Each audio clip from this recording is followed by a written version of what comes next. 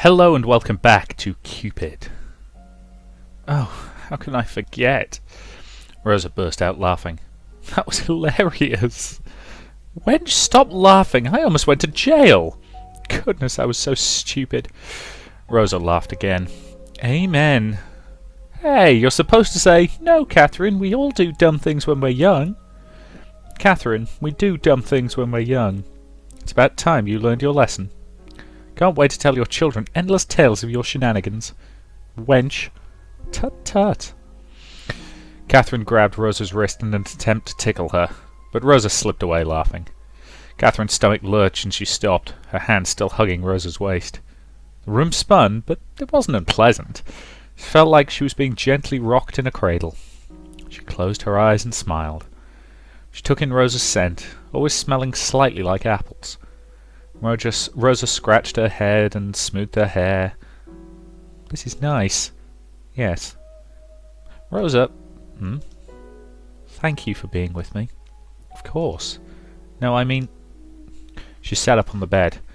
You've been with me all my life. You're my oldest friend. When we first met, I didn't have many friends. I just studied my piano lessons night at... Beg pardon? That doesn't half kill the emotion of the scene, does it? I just studied my piano lessons night and day because that's all I ever knew to do. It was all I had. Maybe that's why I begged Papa to let you stay with us. I was so happy. Rosa smiled fondly at the memory. You were there for me, always. Oh, that sounds disgustingly melodramatic. You're drunk, I understand. They laughed again. Would you like to hear something worse? What? You changed my life. Ugh, that is worse. Rosa smiled fondly as she played with Catherine's hair. I'm the lucky one, Catherine. You took me home, treating me like I was family. I wouldn't have known what a real family was like without you. Papa Francois and Emily.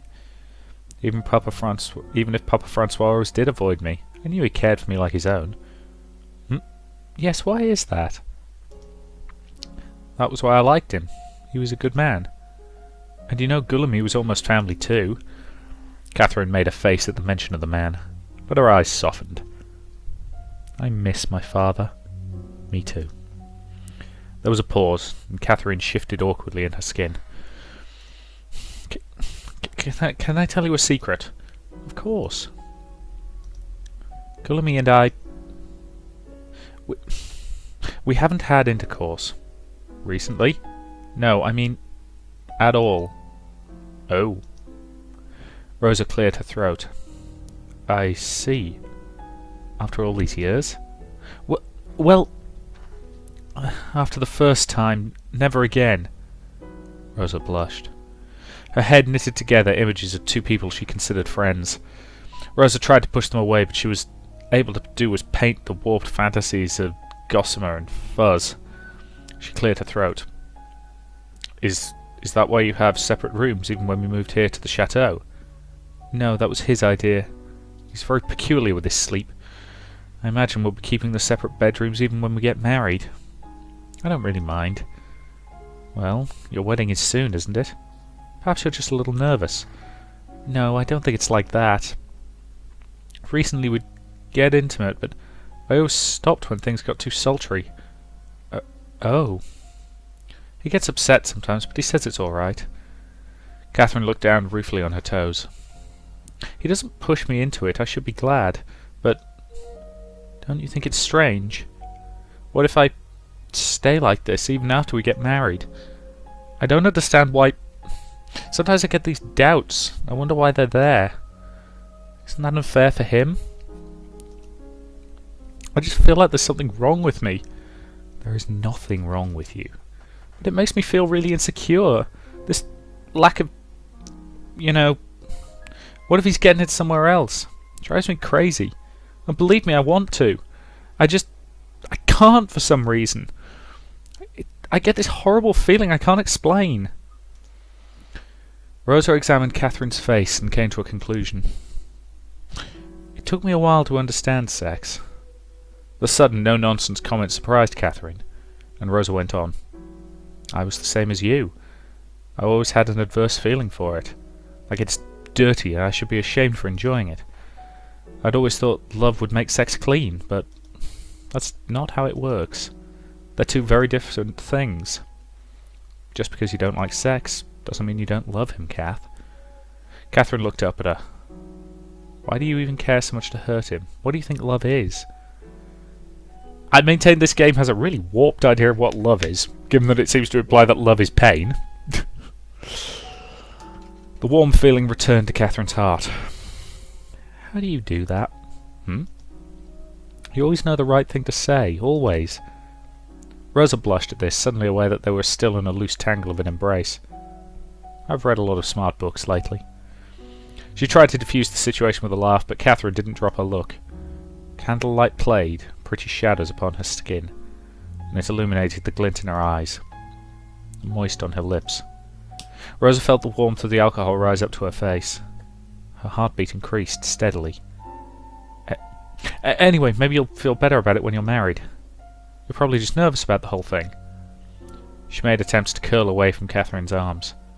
Slowly, subtly run away. Disperse the proximity. But she couldn't run from her stare. Catherine's hand caressed Rosa's face. She touched her scars daintily, tracing them with her fingers. You're really pretty, Rosa. Especially when you smile. Thank you, I think. You don't believe me. I don't think I am. I look in the mirror and I see a freak. Rosa! That's not true. It's fine. I liked being a freak. I wanted to be ugly. I used to bind my breasts, hide the shabbiest clothes I could find. Rosa touched her eye. This was penance, she remembered saying herself, for being a sinner and a freak, for attracting attention and spite, for dressing nicely, for letting her hair grow long. But really, I did this to myself, to hide. To hide? Rosa's mouth quivered. I thought people don't touch ugly things. But the truth is they do. So what? I'd rather be invisible. Catherine wrapped her arms around Rosa's neck. She heard Catherine sniff and wipe tears behind her embrace. She pushed Rosa's hair away and kissed her defective eye. You're not a freak, and you're not ugly, and I love every part of you. They're all beautiful. Rosa forgot how close they were now, forgot Catherine's hands on her own. Here was somebody who accepted her, with all her faults and ugliness. You always made me feel like I'm worth something. Because you are. You're beautiful, Rosa, inside and out. Rosa saw her face reflected in Catherine's eyes, and in them she did indeed look beautiful. A lump formed in Rosa's throat. Catherine's face hovered above her cheek, and she planted a little seed of a kiss on it, just barely away from her lips. And Rosa kissed her nose in return, and it made Catherine giggle. At first, the kisses were sweet, innocent, the kind of punch-drunk kisses that sent them both into bouts of giggling. But Catherine's hand caressed her neck, and the kisses lingered. Lips melded, hands explored, and Rosa sucked on Catherine's tongue inside her mouth. Wine, candle wax, spit. That was what it tasted like. Rosa's head began to swoon. Catherine's hand squeezed her right breast. Tripe, grapes, plush. Rosa began to taste more of her. Longing, regrets, tears. A sensational flavour she had never tasted before hovered at the edge of her tongue. And suddenly she was hungry for it. Take it all. Rosa savoured the taste and she breathed deeply. All mine. Child! I want it. Her heart. I want her heart. Her love is sweet. Listen to my voice. Mother? But I'm so hungry. So hungry. Stop! Rosa flung her eyes open. A sinking feeling of menace overcame her. No! Rosa pulled away. She pushed Catherine away from her face, and Catherine's eyes snapped open, startled by Rosa's outburst. Why did you stop? Greedy, selfish bitch! She blinked for a few seconds. look of horror crept onto her face. I'm sorry. I didn't mean... No, Kath. Rosa couldn't stand the hurt in her eyes. She was probably blaming herself. Rosa wanted to shout how wrong she was, but the lump in her throat became a rapacious mouth. The tumour had grown inside of her, a parasite. She could feel it pulse and slither inside her neck, and she couldn't speak at all. Catherine wobbled off the bed. She wiped her mouth and cheeks, which were covered in thin layers of drool. I'm so sorry, Rosa. I'm going to leave now. Kath, good night. Rosa should have followed her, but when she tried to stand, the floor twirled. She choked on the flavour left in her throat, sick and cloying, sickly sweet like honey. The taste both repulsed and enticed her. Thick spit leaked out of her mouth. She felt the urge to vomit. This is nothing, Mother. Just a bad after effect of alcohol. No, please don't call me that. It was an accident. Everything is fine. She would talk to Catherine tomorrow, assure her this was not her fault. Everything was fine. Let me guess, Catherine's going to die before we next see her. Because we know Catherine's dead. There was an urgent knock at Guillemot's door. The clock read 2:15 in the morning. He closed his journal and stood up from his desk. Yes, coming. He opened his door. Catherine stood in front of him, her cheeks stained with hastily wiped tears. Kath? Guillaume, can we talk? Oh, isn't it quite late? Please, it's urgent. Oh, all right. Guillaume led her inside. Lady, you smell like my vintage bottle of Bourguignon. Did you get so drunk you actually thought of apologizing first? I did not think I'd see the day. Oh, Cherie, what's wrong? Catherine's thumb went to her mouth, thinking. How could she even begin to tell Guillaume what she had done? Honey, I was really upset with you today, so despite any good sense I went and got myself drunk. This time I dragged Rosa along with me. Things have a tendency to go out of hand when alcohol is involved, as you know.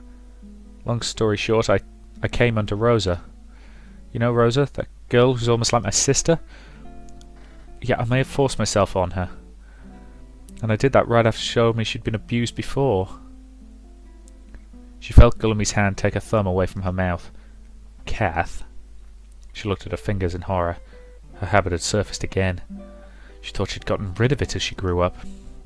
Replacing the nail-biting with meticulous, almost obsessive care for her fingers. My fingers are my livelihood. I must take care of them. And now those nails were chewed down to jagged stumps. A couple of them had tiny, blistering cuts. Kath, can you talk? Catherine's eyes snapped back to Guillaume, as if he had just materialized in the room beside her. So yes, like I was saying, darling, which is the worst thing? What do you think? The implied incest, the abuse of my best friend, and my infidelity to you? Or if that doesn't cut it, dear, I may divulge you one last point. I felt something worrying when I kissed her. Excitement. If she hadn't stopped me, something else would have... It felt so real, it didn't feel like a mistake. I felt like it had always been there, buried deeply. So much that it felt like cheating. Like a craving, I wanted it. Something I haven't felt with you when we... Why is this happening? I don't know. I don't even know who I am anymore. Kath, you are scaring me. Tell me, what's wrong? Do you still want to marry me? Would you still love me if you knew? I wouldn't. I can't even look at myself in the mirror. But I think I know who I am now. I'm a selfish, depraved bitch. Wow. Okay, let's unpack some of this. This appears to be a classic someone coming to terms with their sexuality, and given that this is, they've been vague about the time period, but I'd guess 18th, maybe 19th century France. Now, granted, France has always been fairly cosmopolitan, but during this time period, you still had to be pretty thoroughly in the closet. This stuff, people forming gay relationships undoubtedly happened, because we have, evidence of journal writings and things like that, but it was very much something you didn't talk about, and you kept very thoroughly hidden. Now, don't get me wrong, that is it's one of the many, many parts of our history that is complete bollocks. and that I suspect future historians are going to look back on with absolute shame. But it was a fact of the time. Let's face it, one of the greatest, arguably one of the greatest mathematicians and greatest heroes of the Second World War, Alan Turing, who basically built the Enigma machine, or built the computer that cracked the Enigma machine, or made it a lot easier to crack. One of the Bletchley Park guys was gay, and he was basically chemically castrated because of it, because it was a crime at that point.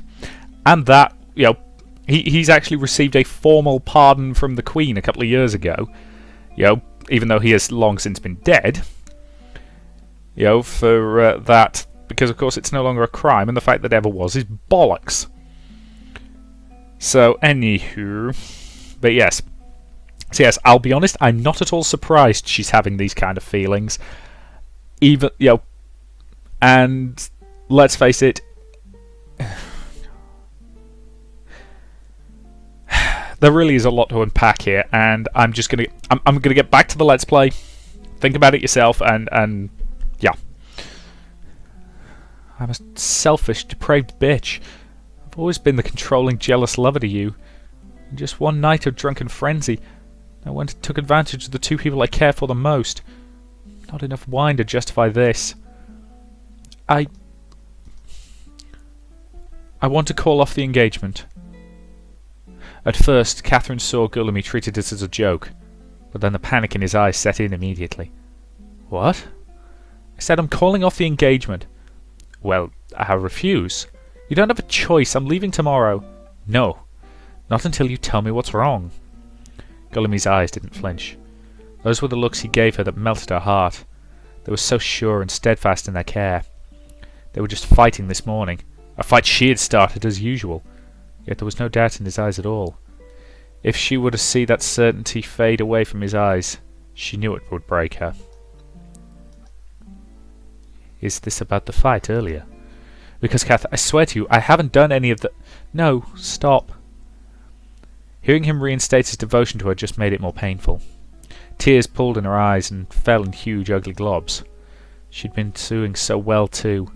She thought she could hold it in until she left. She wiped the tears as best she could, but more kept pouring out. It isn't about that.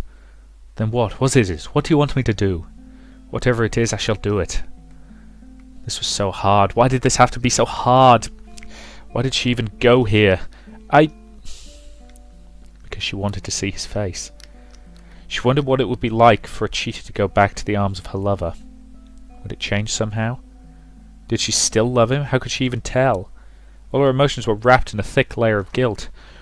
It was hard to distinguish every painful thought. She'd started to sob now. Yes, indeed. Ugly, unflattering snorts came out of her nose. It felt comforting to hold on to guilt. Its existence made the hatred towards herself bite less. Kath, please, tell me what's bothering you. I don't deserve you. I'm a horrible person. You ought to find someone else to marry. Catherine let the words tumble out of her mouth, slightly relieved to be rid of them. She looked tearfully up at Gullamy to gauge his reaction, but he just stared back at her blankly. Why wouldn't he say anything? Catherine sobbed, fearing the worst. Gullamy cleared his throat and spoke hesitantly. Could you repeat that? He cupped his hand to his ear and angled it closer to her face. He apparently hadn't caught any of her heartfelt words. Catherine snarled angrily at him. You idiot! I'm having a breakdown here! But I didn't understand what you said. I said you ought to find someone else because I'm a horrible person. Gullamy pulled her to him. Oh, that's it. Whatever made you think I'd accept that reason? Catherine's tears soaked his shirt. You don't know what I've done. Then tell me. You'll hate me, I guarantee it. Did you punch a baby? No. The inside joke made her laugh out of blue, and she buried her face in his chest as a half sob, half laugh. And suddenly her doubts were cleared. Suddenly she didn't want to marry anyone else. Catherine's arms tightened around Gullamy's waist. I've been taking you for granted, haven't I? I've been arrogant, expecting you to always adjust to me and my whims. A new fervour sprung out of her love for him. I don't deserve you right now, but I'll work on that if you give me another chance. But first she would tell him what she had done. Then it would be up to him if he still wanted her. He deserved that decision. What I did... Bartholomew stopped her with a kiss on the forehead. Tomorrow, after a hearty breakfast and a good night's rest, I will listen to what you have to say, though I'm quite sure my answer will be the same. Catherine's face melted into a smile and he beamed at her. My star finally smiles. Catherine wiped her eyes. I love you. I love you so much. She sighed with content, part of her anxiety put to rest. I do, I really do. She whispered that last one under her breath, as if trying to console herself. Girlie me. Yes, dear? Will you make love to me? Guillemy's brow shot up in surprise. Right now? Yes. No. Well, if you're not ready, later is also fine. Or tomorrow. But since it's already morning, then technically it's today, right? Guillemy's head tilted slightly, an amused smirk plastered on his face. Please, take me seriously, Guillemy. This is important to me. I have to know, I have to make sure. Make sure of what? Catherine? Guillemy held her hand. I think you are tired. And just a little bit balmy. More than usual, I mean. But this is what we will do. Guillemy guided the woman to the bed and sat her down. We are going to lay on the bed. Now I'm going to pat your hair until you fall asleep. I shall skip work today and have that trifling little talk you want. As such, if you're still in the love-making type of mood, then, mademoiselle, I will take you up on your offer. Catherine's eyes moistened. This time they were happy tears. I love you. Guillemy shrugged and lifted Catherine's legs up onto the bed. I love you too, and aren't you lucky? Save it. He climbed onto the bed beside her, and Catherine draped her arm over him. He searched for her hand and brought it up to his lips and patted it. She closed her eyes and rested her head on his chest, comforted by the warmth of his embrace. Mon chou, can I ask you something? Why do you love me so much? Guillemy mused for a while. Is that a trick question? It feels like a trick question. Catherine whined. All right. I shall humour you for now because you're in such a pathetic state. I love you simply because it's easy to love you, darling. You're my star, my light. You keep me right, always. You make me want to do good by you, be a better person. You aren't even my wife yet, but the townspeople are already calling you their lady. I may have to hand you the marquisdom myself. It's only because everyone in town knows who I am. Oh, and I wonder why that is. Is it because you help sell vegetables in the marketplace on weekends? Or because you conspire with my cooks to hold impromptu picnics with the locals? You know about that? One can only sneak out that much food once without getting noticed, madame. It amuses me how the servants cover for you upon inquiry as well. It was my idea, they're not to blame. I know, darling, I know.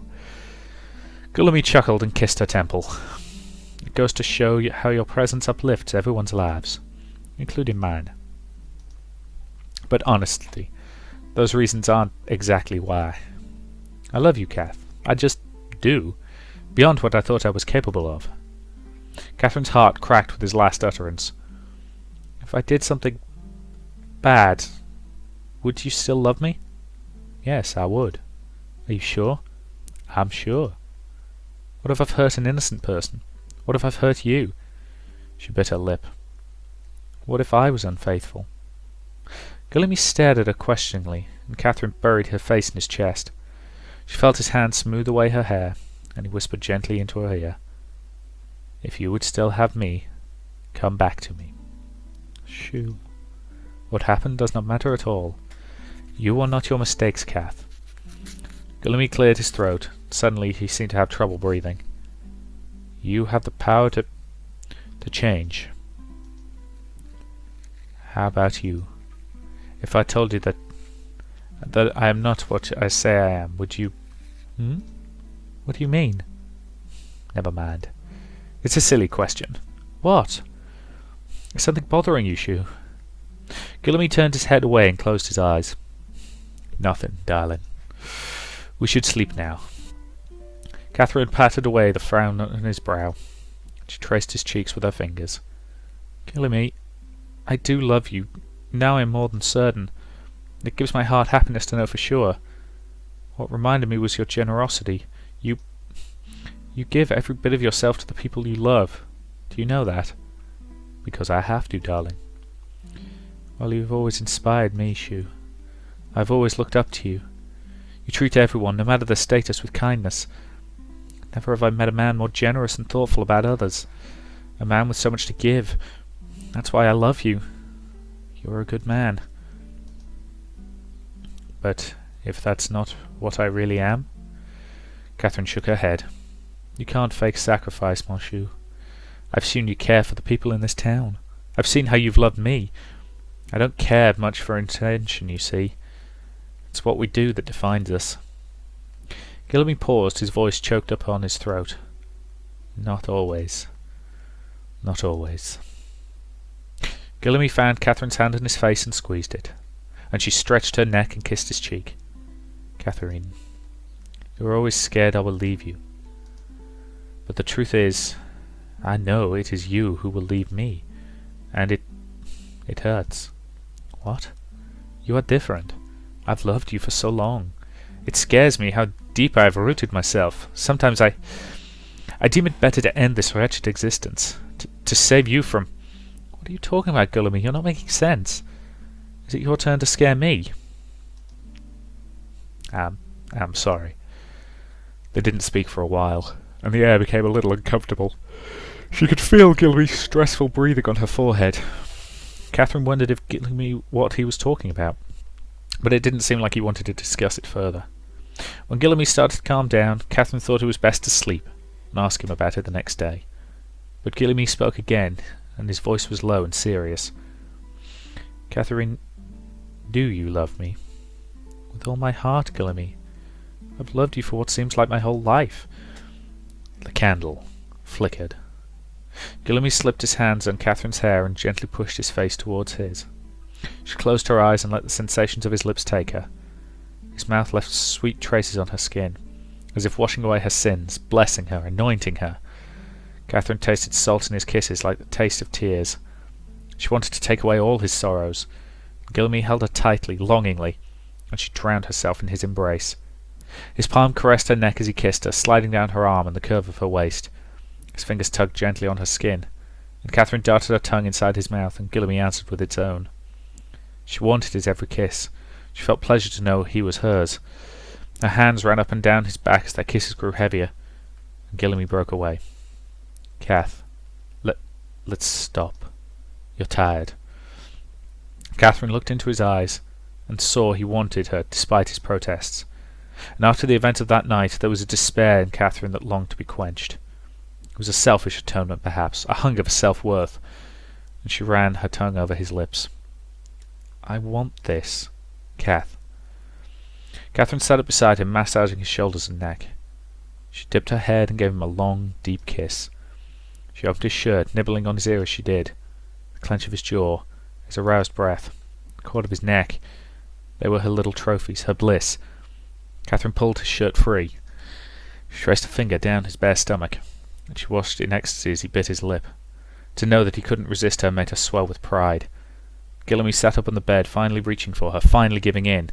It felt like a victory to her. Gillamy grabbed her neck and pulled her face to him. His tongue bored deeply into her, and Catherine pulled on his hair, surprised at his sudden intensity. Heat ran through her body. She savoured his dominance, and her lips ran down her neck to her chest. Every nerve felt tender, every length of skin felt raw. It was a reminder, an awareness that her flesh was a living thing. Tension built up in her insides. Gillamy's breath tickled her ear. He whispered her name and sent a violent tremor throughout her skin, which started on her torso, surging through her, startling the roots of her hair. Her throat made him short, hurt sounds. She would stop here. An irksome apathy would take hold of her and she would stop. But now... this wasn't like the other times. Catherine felt a hot throbbing at the pit of her stomach. A clench in her body wound up tighter and tighter, putting her on the edge of danger, of release. This was different. Well, I think that's a good point to end this part. Sorry guys, we're coming up on the half-hour mark. And yeah, I'll be honest, given that she has drunk a bucket load of wine, this feels a little dodgy to me, but what the hey? So yes, I'm going to have an awful lot to analyse and pick apart with this one. Either way, thank you very much for watching, and I will see you in the next part.